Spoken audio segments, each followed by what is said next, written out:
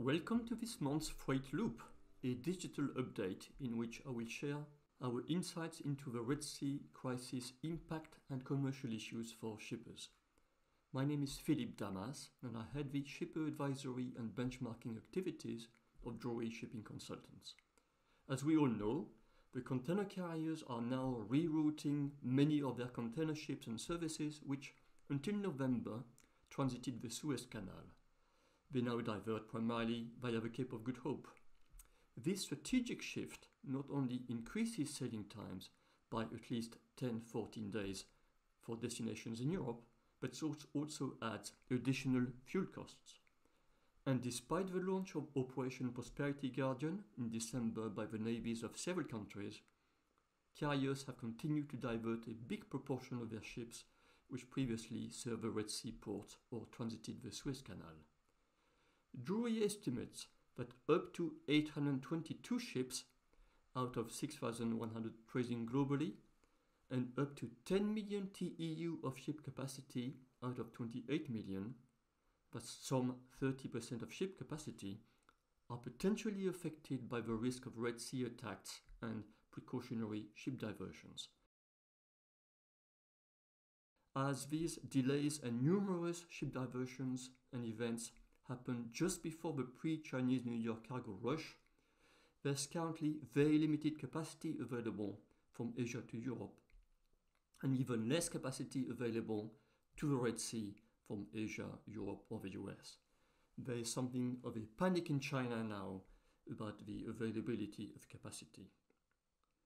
Shippers moving cargo to and from the east coast of North America are also affected, particularly for services to and from South Asia, but only a minority of services between East and North Asia and the US East Coast was transiting the Suez Canal, so the impact there is rather limited. However, when shippers divert ships from the Suez Canal to the Cape of Good Hope route, transit times are increased to various degrees. For Asia to US East Coast, it's only about 6 days more than previously, which is the sort of delays we've seen previously. But for Asia to North Europe, it's plus 10 days, or plus 30%, and for Asia to Mediterranean Genoa, this is getting rather critical because it's plus 57% longer sailing time. This will create supply chain difficulties for Mediterranean exporters and importers, and even longer delays for shippers moving cargo, for example, from the Mediterranean to the Red Sea. The Red Sea delays and ship diversions will also cause ships to cluster at ports, leading to port congestion, worsening equipment shortages and gaps in sailing. These cumulative effects may significantly impact global supply chains. Carriers must adjust schedules, networks, and potentially add more ships to get weekly or nearly weekly service frequency.